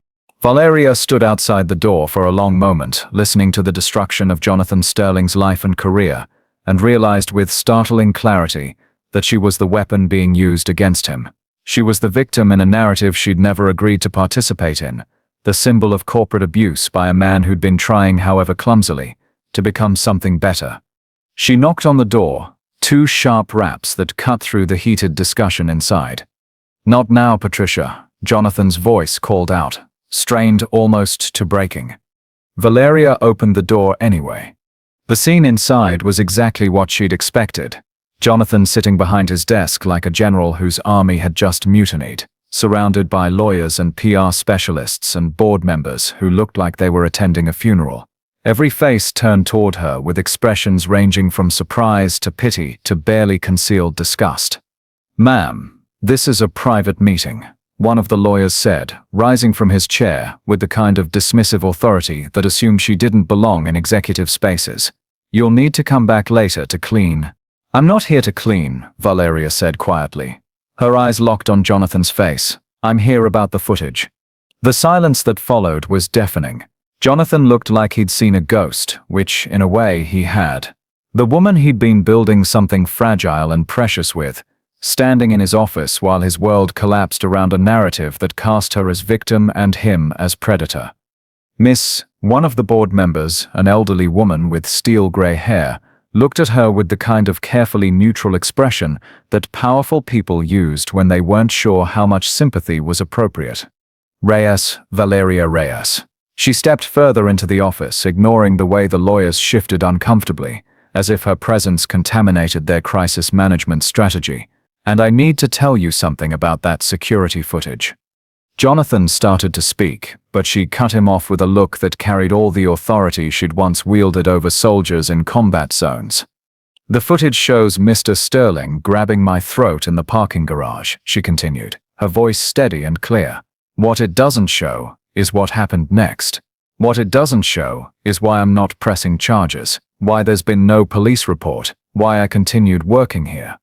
The board members exchanged glances, clearly unsure how to handle a victim who didn't seem to be acting like one. Miss Reyes, the elderly woman said gently, "We understand that you may feel pressured not to speak out against your employer, but you're safe here. You can tell us the truth about what happened." Valeria almost laughed. Safe. As if she'd ever been safe anywhere since coming home from Afghanistan. As if safety was something she even knew how to recognize anymore. "The truth," she said, looking directly at Jonathan, "is that Mr. Sterling made a mistake that night. A terrible, inexcusable mistake. He used his position of power to intimidate and assault an employee." Jonathan's face went gray as ash. This was it then. The end of whatever had been growing between them, the final confirmation that he was exactly the monster the footage made him appear to be. "But the truth is also," Valeria continued, her voice softening, "that people can change. That sometimes our worst moments become the foundation for our best ones. That redemption is possible, even for those who seem beyond saving." She turned to address the room, and everyone present suddenly understood that they were in the presence of someone whose quiet authority came from sources they couldn't begin to comprehend. "I am not pressing charges against Mr. Sterling, because the man who grabbed my throat that night is not the man he's trying to become. I am not filing complaints because I believe in second chances, in the possibility that even corporate predators can learn to be human beings." The room was utterly silent, except for the city noise filtering through the windows, traffic and construction, and the distant sound of sirens, the soundtrack of a world that continued spinning regardless of boardroom dramas. "You want to know the real truth?" Valeria asked, her eyes sweeping across the faces of lawyers and executives and board members who'd probably never had to make a life or death decision beyond choosing between profit and ethics. "The real truth is that I'm former military. Special operations. I could have killed Jonathan Sterling that night with my bare hands, and nobody would have been able to stop me." The admission hit the room like a bomb. Jonathan stared at her, realizing what she was doing, what she was sacrificing to try to save him. Instead, she continued, "I chose to see if he was worth saving. I chose to believe that people can be better than their worst moments. I chose to trust that even someone who'd lost his way completely could find it again." She looked at Jonathan one last time, and he saw in her eyes not anger or betrayal, but something that looked almost like goodbye. "I was wrong," she said softly. "Some people never change. They just get better at hiding who they really are." With that, she turned and walked out of the office, leaving behind a room full of powerful people and the man who'd almost learned how to be worthy of her. Jonathan sat in the wreckage of his career and his reputation, surrounded by people whose job it was to clean up his mess, and realized that he'd just lost the only person who'd ever believed he could be something more than a predator in an expensive suit. The shatter point had arrived, and it had destroyed everything that mattered. I see you there reading this story about second chances and transformation, feeling something real, but you're about to scroll away without subscribing, aren't you? Don't be that person who takes the emotional journey but doesn't help the storyteller continue creating. Hit subscribe because stories like this don't write themselves, and I can't keep pouring my soul into these characters without knowing you actually want more. The penthouse apartment felt like a mausoleum at 3 a.m., 40 floors above a city that never slept but somehow managed to make Jonathan Sterling feel like the loneliest person alive. The board meeting had ended with his resignation, effective immediately. The lawyers were preparing for criminal charges that might never come but would hang over him like a sword for months. The PR team had already drafted statements about Sterling Enterprises' commitment to workplace safety and zero tolerance for executive misconduct. But all Jonathan could think about was the look in Valeria's eyes when she'd said, "Some people never change." He stood at the window with a glass of scotch he couldn't taste, watching traffic move through the streets below like blood cells through arteries, keeping the city alive while his own world died around him. His phone had been buzzing for hours, reporters, board members, executives from competing firms who smelled blood in the water, but he'd stopped answering after the 20th call. The security footage was already spreading across social media, accompanied by think pieces about toxic masculinity and corporate power structures. His face was becoming a symbol of everything wrong with American business, a cautionary tale about the abuse of power and the silencing of victims. The irony wasn't lost on him. He'd spent 20 years building a reputation as a corporate predator, had taken pride in being feared and respected in equal measure. Now he was finally getting the recognition he deserved, as exactly the monster he'd always been. His laptop sat open on the marble counter, the cursor blinking in an empty email draft.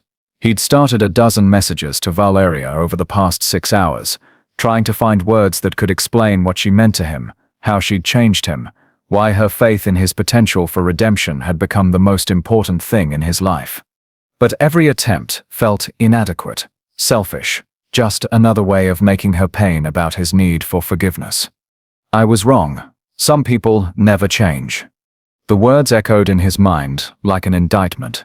She'd stood in that boardroom and defended him, had risked her own safety and anonymity to try to save his career, and he'd let her walk away believing that she'd wasted her faith on someone who would never be worthy of it. Jonathan closed the laptop and walked to his bedroom, where boxes of personal items from his office sat like archaeological evidence of a civilization that no longer existed. Patricia had packed everything with military efficiency, awards, photographs, the small personal touches that had made the 42nd floor feel like his kingdom. At the bottom of one box, wrapped in tissue paper, he found the photograph he'd told Valeria about. Him and Michael at ages 15 and 13, grinning at the camera during their last summer together before the car accident that had taken his little brother and in many ways his own capacity for love. He sat on the edge of his bed and stared at the photograph, remembering the way Valeria had described his ritual of taking it out after difficult calls, looking at it for a few seconds before hiding it away again. Even his grief had been observed, catalogued, understood by someone who'd been trained to see what others missed. When people think you're invisible, they stop hiding who they really are. She'd seen him, really seen him. Not the CEO or the corporate predator or the man who grabbed throats in parking garages, but the broken person underneath all the armor he'd built from money and power and carefully controlled rage. And he'd let her walk away believing that person wasn't worth saving. His phone buzzed with a text from an unknown number. The Henderson Group footage is just the beginning. We have more. Resign quietly and disappear, or we'll destroy what's left of your life. Jonathan stared at the message, trying to process the implications. Someone had orchestrated this, not just leaked security footage, but was actively working to destroy him. The Henderson Group meeting, the concerned employee who'd provided the footage, the perfect timing of the revelation during merger negotiations. This wasn't just about corporate justice or protecting victims of workplace abuse. This was about power, about someone using Valeria's pain as a weapon to take him down. The realization hit him like a physical blow. She'd been right to defend him in the boardroom, right to trust that there was more to the story than what the cameras captured. But she'd also been used, manipulated by forces that saw her not as a person deserving justice, but as a convenient tool for corporate warfare. Jonathan stood up, the photograph still clutched in his hand, and felt something shift in his chest that had nothing to do with self-preservation or damage control. For the first time in 20 years, he had a choice that wasn't about profit or power or winning at any cost. He could disappear quietly, accept the narrative that cast him as irredeemable monster, and let whoever was orchestrating this campaign destroy both his life and Valeria's faith in the possibility of human redemption. Or he could fight, not for his company or his reputation or his money, but for the woman who'd seen something worth saving in him and had been betrayed by his cowardice. He looked at the photograph of him and Michael one more time, remembering what it felt like to love someone enough to protect them, even at his own expense. Then he opened his laptop and began to type. To all Sterling Enterprises employees, from Jonathan Sterling. Subject, the truth. I owe you an explanation. By now you've all seen the security footage of me assaulting a female employee in our parking garage. The footage is real, unducted, and shows exactly what it appears to show, Me using my position of power to intimidate and attack someone who was only trying to help me. There are no excuses for my behavior that night. There are no mitigating circumstances that justify what I did. I violated every principle of decent human conduct and betrayed the trust that you placed in me as your leader. But there is more to this story than what the cameras captured. The employee I attacked is a former sergeant major in the 75th Ranger Regiment, a decorated war hero who served multiple combat deployments and saved countless lives before coming home with wounds that don't show on security footage. She could have destroyed me that night, literally and figuratively, but she chose mercy instead. Over the past week, she taught me something I'd forgotten in 20 years of corporate warfare, that people can change, that redemption is possible, that even someone as lost as I was can find their way back to being human. She was wrong about me, but she was right about the possibility. I am resigning from Sterling Enterprises, effective immediately. I will not contest the board's decision or fight the criminal charges that may follow, but I will not allow the woman I attacked to be used as a symbol in a narrative she never agreed to participate in. Her name is Valeria Reyes, and she is the strongest person I have ever met. She deserves your respect, not your pity. She deserves justice, not to be turned into a political symbol by people who don't know her story. To my employees, you deserved better leadership than I provided. You deserved someone who saw your worth, instead of treating you as expendable resources. I failed you all, but especially those of you who worked in the shadows, the cleaning staff, the security guards, the maintenance workers who keep this building running, while executives like me took credit for success built on your labor. To Valeria, you were right to walk away. You were right not to trust me with your faith. But you were also right that people can change, even if I wasn't strong enough to prove it when you needed me to. I'm sorry for everything. Jonathan Sterling. He hit send at 4:17 a.m., watching the email disappear into the digital ether to reach 3,000 employees who would wake up to find their CEO confessing to crimes and character defects in language no corporate lawyer would ever approve. His phone began buzzing immediately. His legal team, his PR consultants, board members, who would view his confession as professional suicide and personal catastrophe. He turned the phone off and threw it in a drawer. Then he got dressed, not in the armor of corporate power but in jeans and a sweater that made him look like an ordinary person facing extraordinary consequences. He had no plan, no strategy, no endgame beyond the simple recognition that some things mattered more than survival. The parking garage was empty at dawn, just concrete and shadows and the ghosts of everything that had gone wrong between them. Jonathan stood in the spot where he'd grabbed Valeria's throat, where she'd shown him what real strength looked like, where both their lives had changed in ways neither could have predicted. He had no idea if she would come, had no right to expect her forgiveness or even her presence. But he waited anyway, because some gestures matter regardless of their reception, because love, and he was finally ready to call it that, sometimes requires surrender instead of conquest. The sun rose over Manhattan, painting the concrete cathedral in shades of gold and possibility. Jonathan Sterling stood in the wreckage of his empire and waited for a woman who had every reason never to trust him again, but who might, just might, be willing to let him try to become the man she'd believed he could be. At 7 a.m., Valeria Reyes sat in her small apartment above the Korean restaurant, reading Jonathan's email on her ancient laptop and crying for the second time in 3 years. The first time had been in his office, when he'd spoken her friends' names with understanding instead of dismissal, when he'd seen her pain instead of her utility. The second time was now, as she read his confession to 3,000 employees, and realized that he was destroying his life not to save himself, but to save her from being used as a weapon against him. To Valeria, you were right to walk away. You were right not to trust me with your faith. But you were also right that people can change, even if I wasn't strong enough to prove it when you needed me to. She closed the laptop and sat in the gray morning light filtering through her single window, thinking about choices and second chances, and the terrible courage required to trust someone who'd already broken your heart once. Her phone, the ancient flip phone that couldn't be tracked or monitored, sat silent on the nightstand. She could ignore it, could pack her few possessions, and disappear the way she'd learned to do over 3 years of hiding from the world. She could let Jonathan Sterling face the consequences of his actions alone, the way powerful men usually did. Or she could choose to believe in the possibility she'd seen in his eyes during their conversation in the cafeteria. The man who'd helped an injured stranger navigate emergency stairs. The person who'd looked at her with something that felt dangerously close to love.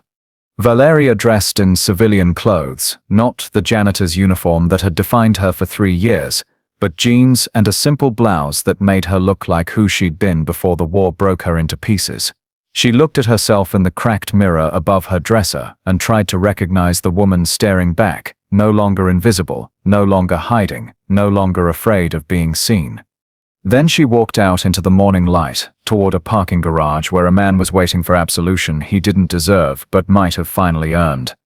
Sometimes the hardest choice isn't between right and wrong, but between safety and love, between protecting yourself and believing in someone else's capacity for change. When someone has broken your trust, what does it take for you to be willing to give them a second chance? Share your thoughts. I believe we all struggle with this balance between self-protection and hope. The parking garage at 7:43 a.m. was a cathedral of shadows and possibility. Concrete pillars standing like silent witnesses to everything that had begun and ended, and might begin again in this underground world. Jonathan Sterling stood in the exact spot where he'd grabbed Valeria's throat 3 weeks ago, his hands hanging empty at his sides, his expensive suits replaced by clothes that made him look almost human. The echo of footsteps on concrete made him turn, and there she was.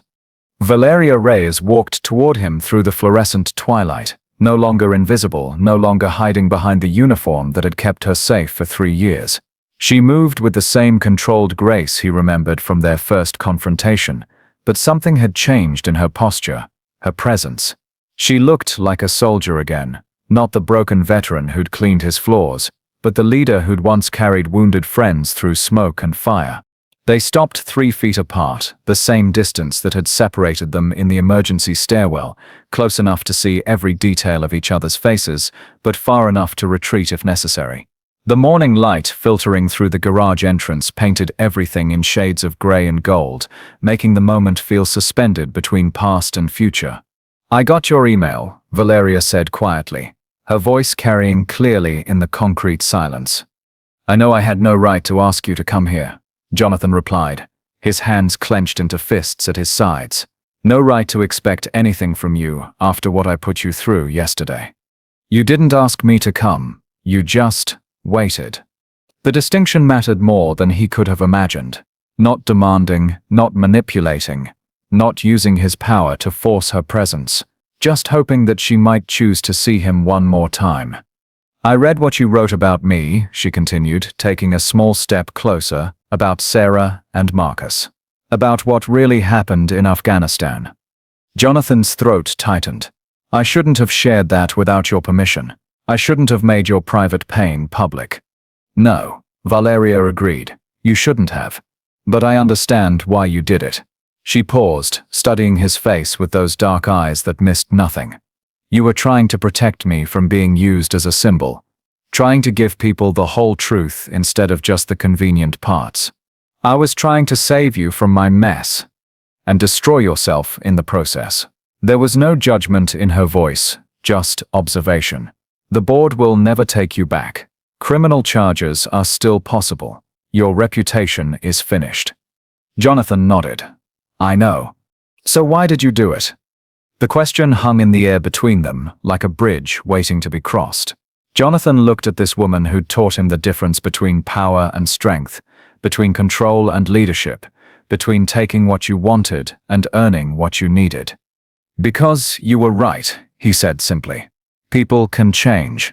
And I wanted to prove to you, to myself, that I was capable of becoming someone worthy of your faith, even if it was too late to matter." Valeria was quiet for a long moment, her eyes never leaving his face. When she spoke, her voice was soft, but clear. "It's not too late."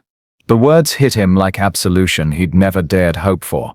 Jonathan felt something break open in his chest, not the calculated cruelty that had driven him for 20 years, but something raw and real and terrifyingly vulnerable. "How can you say that?" he whispered. After everything I've done, everything I am. After everything you've chosen to become, Valeria corrected, taking another step closer. The man who grabbed my throat in this parking garage was a coward and a bully. But the man who helped Mrs. Chen in the stairwell, who listened to stories about my dead friends, who destroyed his own life to protect mine, that's someone different. I don't know how to be that person consistently. I don't know how to build a life on something other than fear and power. Valeria smiled, the first real smile he'd ever seen from her, warm and sad and full of understanding. Then learn, she said. We'll figure it out together. Jonathan stared at her, hardly daring to believe what he was hearing. Together? I spent 3 years thinking I was too broken to deserve connection, too dangerous to be close to another person. You showed me that was wrong.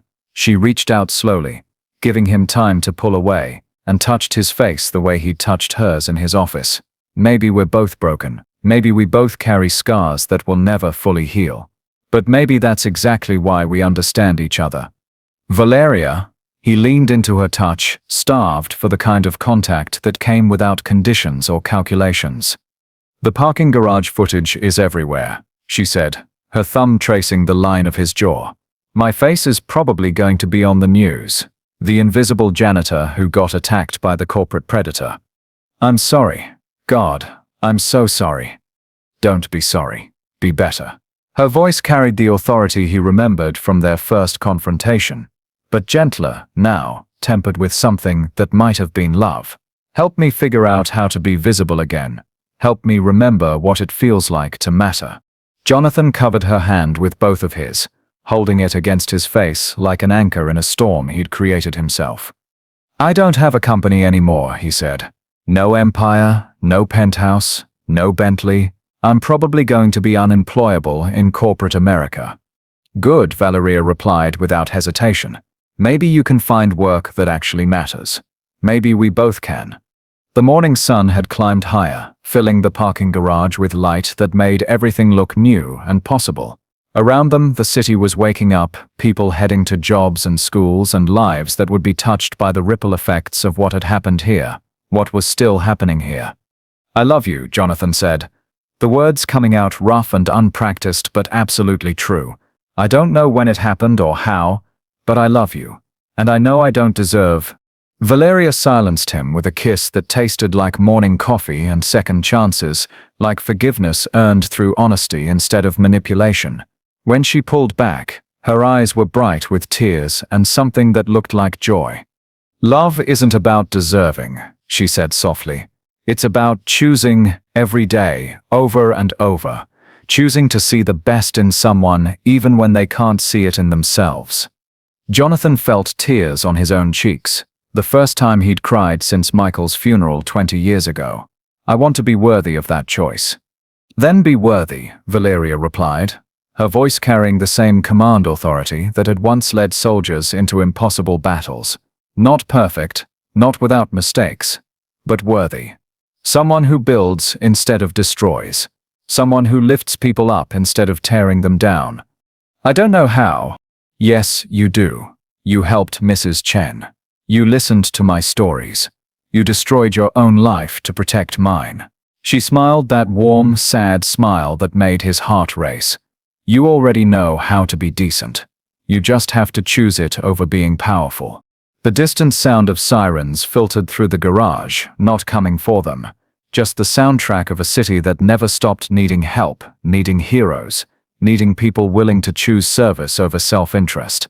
What happens now? Jonathan asked. Now we figure out who we are when we're not hiding from the world, Valeria replied. You from your corporate armor, me from my invisible uniform. We figure out how to build something real together. The press, the legal issues, the people who orchestrated all this, we'll handle it. Together. She stepped back but kept hold of his hands, their fingers intertwined like a promise. I've been through worse than bad publicity and corporate politics, and you've been through worse than losing everything you thought mattered. Jonathan looked at their joined hands, his soft from years of executive privilege, hers marked with scars from cleaning chemicals and old battles, and realized she was right. He had lost everything that had defined him for 20 years. But somehow, standing in a parking garage with a woman who'd seen his worst and still chose to believe in his best, he felt richer than he'd ever been. "I have an idea," Valeria said, her voice taking on the tone of someone making plans about what we do next. "Tell me. There are a lot of people like us out there. Veterans who can't find their place in the civilian world. Corporate executives who've lost their way. People who've made terrible mistakes and don't know how to make amends." She looked up at him with eyes that sparkled with possibility. "Maybe we could help them. A business. A mission." She smiled. "Something that actually matters. Something that builds people up instead of tearing them down." Jonathan felt something stirring in his chest that he hadn't experienced in decades. Not the predatory excitement of a hostile takeover, but the warm satisfaction of work that served something larger than profit margins. "I'd like that," he said. "I'd like to build something with you. Then, let's go." Valeria pulled him toward the garage entrance, toward the morning light, and the city full of people who needed what they might be able to offer. "Let's go figure out who we are when we're trying to save people instead of destroy them." They walked out of the concrete cathedral hand in hand, two broken souls who'd found in each other not just love, but purpose, not just forgiveness, but the possibility of becoming worthy of the second chances they'd given each other. Behind them, the parking garage stood empty, except for shadows and the echo of footsteps that had changed everything. The security camera that had captured Jonathan's attack continued its silent vigil, but the story it recorded now was different. Not the end of two lives destroyed by power and pride, but the beginning of something new, something built on honesty and hope, and the radical belief that people could choose to be better than their worst moments. As they emerged into the bright Manhattan morning, Jonathan Sterling and Valeria Reyes looked like what they'd always been, but had forgotten how to be two human beings willing to do the hard work of loving each other and serving something larger than themselves. The city spread before them like a map of possibilities. Broken people and broken systems that might be healed by the kind of love that chose transformation over destruction, service over power, truth over convenience. They had work to do. 6 months later, the Reyes Sterling Foundation opened its doors in a converted warehouse in Queens, offering job training and counseling services to veterans and displaced corporate workers. The security footage from Sterling Enterprises had become a case study in business schools about corporate accountability and the possibility of redemption. But for Jonathan and Valeria, the real victory wasn't in changing the world, it was in the small daily choices that had transformed them from broken individuals into partners in both love and purpose. They were married in a simple ceremony attended by Mrs. Chen and other Sterling Enterprises employees who'd learned that sometimes the most unlikely people find their way to heroism. Valeria wore a simple white dress instead of a janitor's uniform. Jonathan wore a smile instead of corporate armor. And for the first time in either of their lives, they felt completely beautifully visible to each other and the world. Love has the power to transform not just how we see ourselves, but who we choose to become. Sometimes our greatest failures become the foundation for our most meaningful successes. What's a moment in your life where everything fell apart but led you to something better than you could have imagined? Share your story of unexpected redemption. We all need reminders that second chances are possible. The end. Thank you for joining Jonathan and Valeria on their journey from brokenness to healing, from isolation to love, from destruction to redemption. Sometimes the most powerful transformations happen, not in spite of our worst moments, but because of them, when we finally find someone who sees not just who we've been, but who we have the potential to become. If Jonathan and Valeria's transformation gave you chills, wait until you see what I have next. A story so powerful about justice and forgiveness, you'll question everything you thought you knew. Click that video right now. Your heart isn't ready, but your soul needs this. Thank you for choosing love over judgment tonight.